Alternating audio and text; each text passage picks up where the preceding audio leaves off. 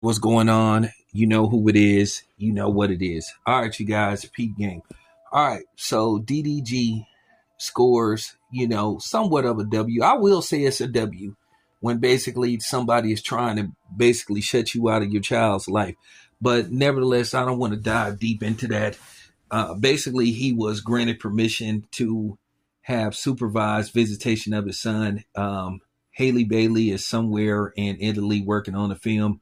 Don't give a fuck what the film is. I won't be going to see it. But nevertheless, um, Haley Bailey's team wanted him to have supervised visitations from 12 to 6 p.m., but he got actually 3 hours extra. His visiting time will be from 9 a.m. to 6 p.m., and he will be supervised by Haley Bailey's mother and her security team. At the end of the day, for DDG, um, I just recommend, because I went through this before. Um, Restraining orders and all that kind of stuff. And just because somebody put a restraining order on you doesn't mean that you're guilty, because it's easy to put a restraining order on somebody. You do not have to have proof, and especially in California.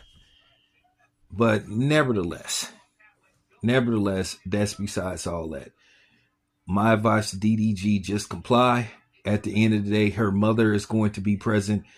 Do not let them knock you off of your circle. Of course, they're going to try you. They're going to test you. They're going to film everything. Don't be surprised if they intentionally show up late, like show up like an hour late, maybe 2 hours late. And what they want you to do is explode. So they could be like, see. But at the end of the day, record everything, as video and audio proof, so in case something happens. Now, technically, if they don't show up on time, you can report that to the court, because that is a court order and they will be in violation. But nevertheless, don't take the bait.